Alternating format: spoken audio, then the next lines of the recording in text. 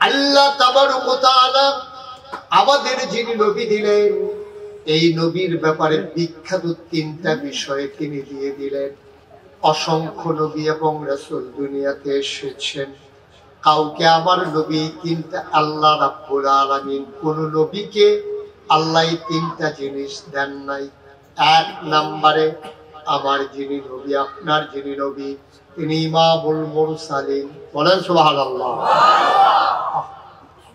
আমার যিনি নবী তিনি রাহমাতুল লিল আলামিন, আমার যিনি নবী তিনি খাতামান নবিয়্যিন, বলেন সুবহানাল্লাহ।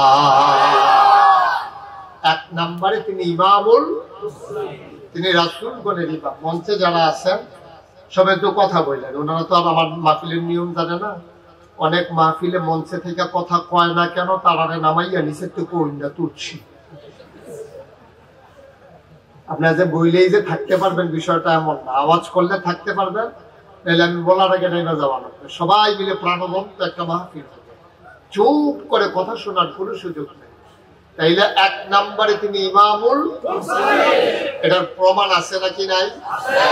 আল্লাহর নবী মুহাম্মদুর রাসূলুল্লাহ সাল্লাল্লাহু আলাইহি ওয়াসাল্লাম, ওনাকে যখন নিয়ে যাওয়া হলো মেরাজে, প্রথমত নিয়ে যাওয়া হলো মসজিদে আকসার সামনে। আল্লাহ নবী যখন বোরাক থেকে নামলেন, তিনি তাকিয়ে দেখলেন মসজিদে আকসার সামনে অনেকগুলো ভেড়া, অনেকগুলো দুম্বা, গাধা, অনেক পশু পাখি দেখা যায়। দেখা গেল অধিকাংশই হলো বাহন, যেখানে চড়ে, যার উপরে চড়ে মানুষ আসে, ওট, গাধা, ঘোড়া। আল্লাহর নবী জানতে চাইলেন এইগুলাতে চড়ে কারা এসেছে। জিবরাইল বললেন ভেতরে চলেন, দেখবেন কারা এসেছে। তিনি মসজিদের ভিতরে ঢুকলেন, কানায় কানায় পূর্ণ মসজিদ, কাতারের ভিতরে একটুও জায়গা নাই। আল্লাহর নবী জানতে চাইলেন জিবরাইল আমি বসবো কোন জায়গায়। এবার জিবরাইল বলেন আসেন, সামনে আসেন। আল্লাহর নবী তাকিয়ে দেখলেন ওরা মসজিদ কানায় কানায় পূর্ণ, শুধু ইমামতের জায়গাটা খালি। জিবরাইল দেখে বললেন নবী আমার, আজকে এতদিন আপনি শুনেছেন আপনি ইমামুল মুরসালিন, আজকে তার প্র্যাকটিক্যাল হবে, আজকে তার বাস্তব প্রমাণ হবে। বাস্তব প্রমাণের জন্য আপনাকে নিয়ে আসা হয়েছে। মসজিদে যাদেরকে দেখছেন সব নবী এবং রাসূল, এখানে আদি পিতা আদম, জাতির পিতা ইব্রাহিম, সব নবীরা এখানে বসা আছেন। আল্লাহ নবী বললেন ইমামতের জায়গায় কেউ একজন মুরব্বী বসে গেলেই তো হয়।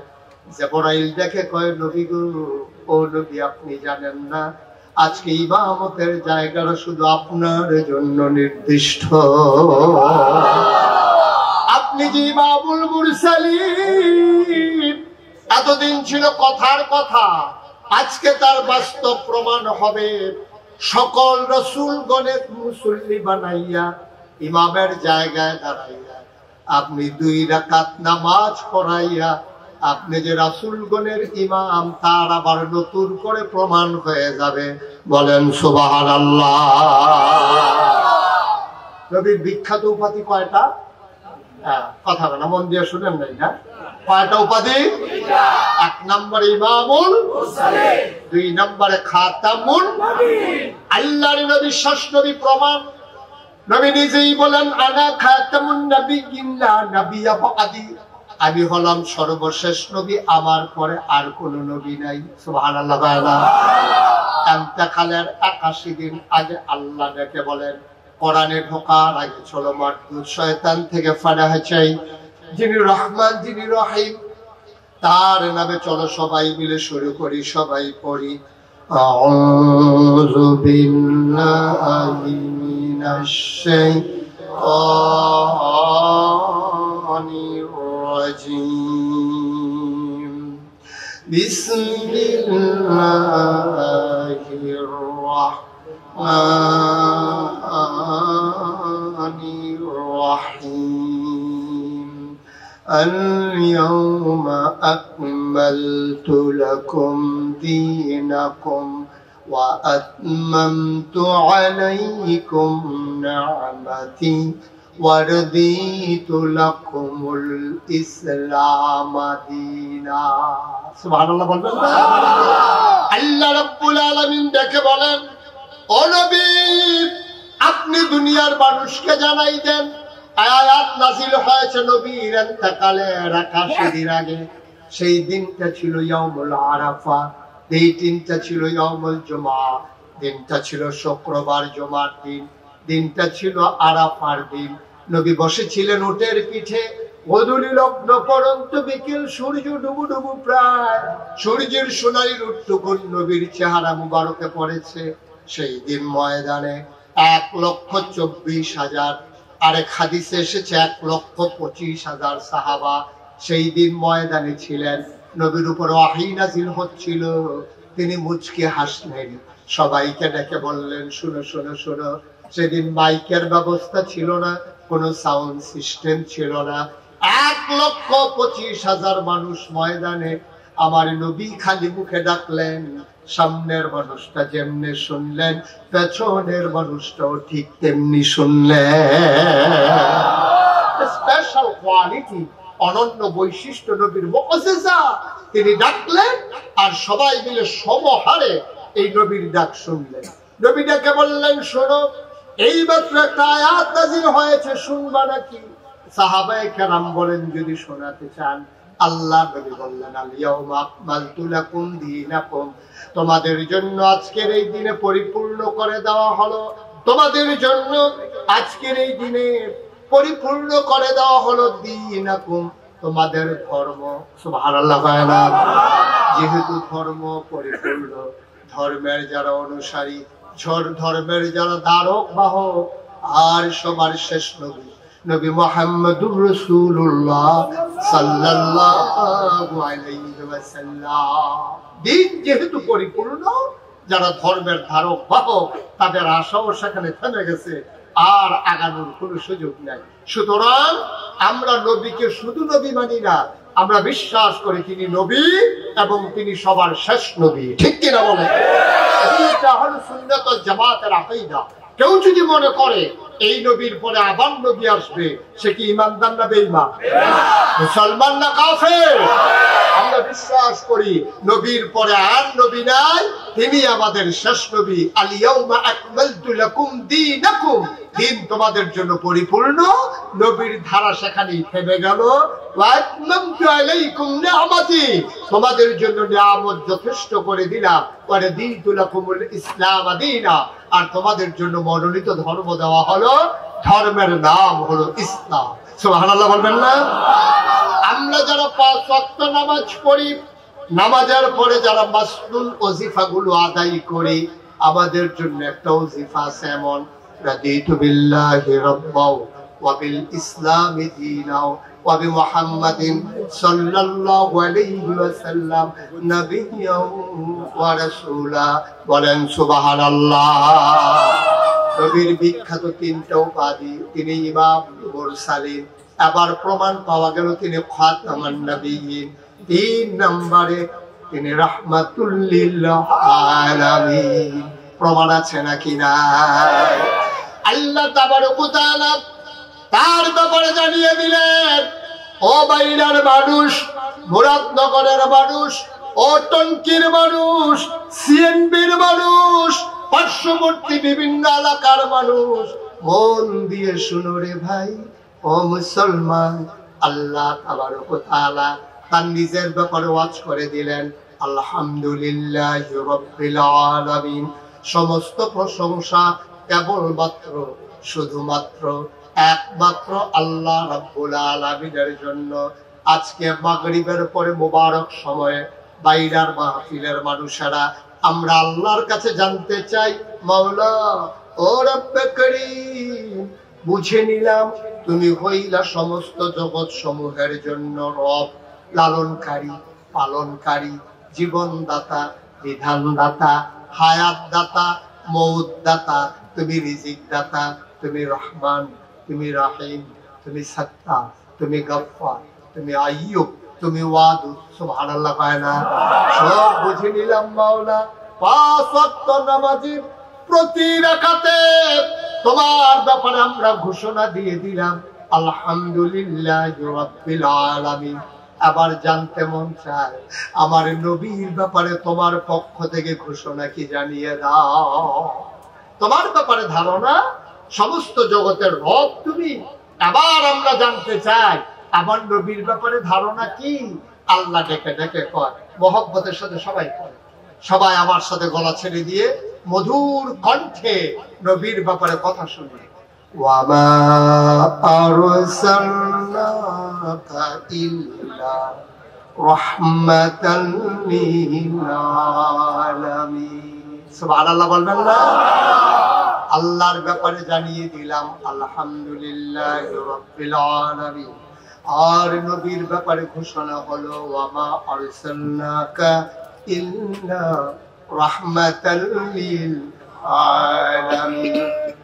জগৎ সমস্ত জগতের জন্য রব হইলেন আল্লাহ, আর সমস্ত জগৎ সমূহের সকল প্রাণীর জন্য, সমস্ত মাখলুকাতের জন্য আমার নবী হইলেন রহমত। যত জায়গায় আল্লাহ রব, তত জায়গায় আমার নবী রহমত। সুবহানাল্লাহ বলবেন না? আমার একটা জায়গা নাই যেই জায়গার আমার আল্লাহ রব না। এমন একটা জায়গা নাই যেই জায়গায় আমার নবী রহমত না। যত জায়গায় আল্লাহ রব, তত জায়গায় আমার নবী রহমত। শুধু কি তাই? কোরআনুল কারীমে আল্লাহ কত সুন্দর করে ওয়াজ করে দিলেন, ফাবিমা রাহমাতিন মিনাল্লাহ فبما رحمة من الله لنت لهم ولو كنت فظا غليظ القلب لانفضوا من حولك فاعف عنهم واستغفر لهم وشاورهم في الأمر فإذا عزمت فتوكل على الله إن الله يحب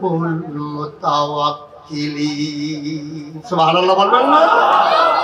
ও মুসলমান, আল্লাহ ডেকে কয়, ও নবী, আল্লাহর পক্ষ থেকে আপনার সাথে যেই রহমতটা দেওয়া হলো, ওই রহমতের মাধ্যমে লিংতালাহ, আপনার মনটাকে সবার জন্য আমার আল্লাহ নরম করে বানাইছে। বলেন সুবহানাল্লাহ।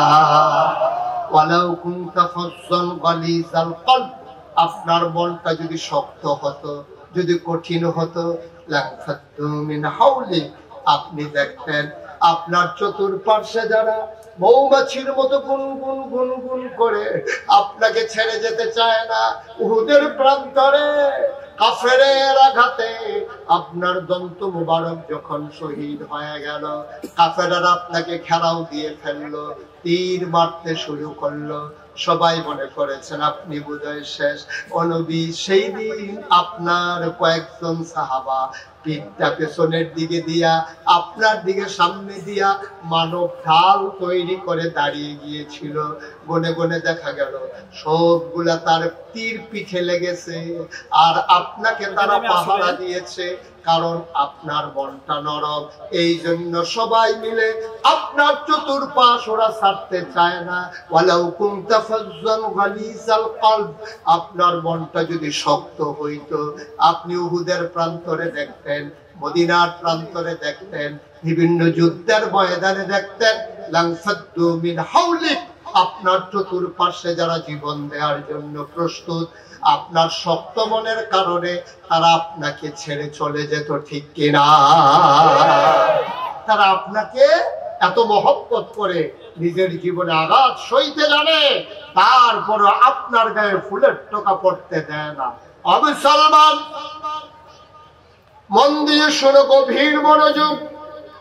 আল্লাহর নবী যেই দিন মক্কা থেকে মদিনায় হিজরত করবে, আবু বকর সিদ্দিককে নিয়ে যখন বের হয়ে গেলেন, শেষ রাত সুবহি কাযিব যখন প্রকাশ হয়ে গেল, সূর্য তখন হেসে উঠেনি, ওনারা হাঁটতেছেন উল্টা দিকে, যাওয়ার কথা নবীজি মদিনার দিকে, হাঁটা শুরু করলেন মিসফালা হয়ে সামনের দিকে। ও মুসলমান, আবু বকর সিদ্দিক দেখে কয়, ও নবী আমার, সূর্য উঠে গেছে, আলোকিত হয়ে গেছে দুনিয়া, রাখালেরা বের হয়ে গেছে পশু নিয়া, আমরা বোধহয় আজকে ধরা পড়ে যাব, আর বোধহয় বাঁচার উপায় নাই। আল্লাহর নবী বললেন, আবু বকর, ও আবু বকর, খুঁজে দেখো পাহাড়ে কোনো গুহা পাও নাকি। আবু বকর সিদ্দিক ঘুরে ঘুরে সাউর গুহা পেয়ে গেলেন। এবার বললেন, ইয়া রাসূলুল্লাহ, ইয়া হাবিবাল্লাহ, গুহা পেয়ে গেছি, চলেন ঢুকে যাই। আল্লাহর নবী ঢুকতে চাইলেন, আবু বকর হাত ছড়িয়ে রাস্তা গুহার মুখে দাঁড়িয়ে গেলেন। আল্লাহর নবী বলেন, তুমি কেন রাস্তা আটকালে, আমাকে যেতে দাও গুহার ভিতরে। আবু বকর সিদ্দিক চোখের পানি ছেড়ে দিলেন, ডাক দেয়া কই, ইয়া রাসূলুল্লাহ, আপনি একটু চুপটি করে দাঁড়ান, আমি একটু ভেতরে দেখে আসি। কয়, কি দেখবা? আমি দেখতে চাই পাহাড়ি গুহা, সাপ আছে নাকি, বিচ্ছু আছে নাকি, কোন হিংস্র জন্তু জানোয়ার আছে নাকি যা আপনার ক্ষতি করতে পারে। আল্লাহর নবী চোখের পানি ছেড়ে দিলেন, আবু বকরকে জড়াইয়া ধরলেন। আবু বকর রে, ও আবু বকর, তুমি যদি গুহায় ঢুকো, আমি ঢুকলে সাপ আমারে কামড়াবে, তুমি আবু বকর ঢুকলে তোমারে কামড়াবে না। আবু বকর সিদ্দিক ডাক দেয়া, নবী, আমার মতো 100 আবু বকর মরে গেলে ইসলামের কিচ্ছু হবে না, আপনি নবী না থাকলে ইসলাম থাকবে না।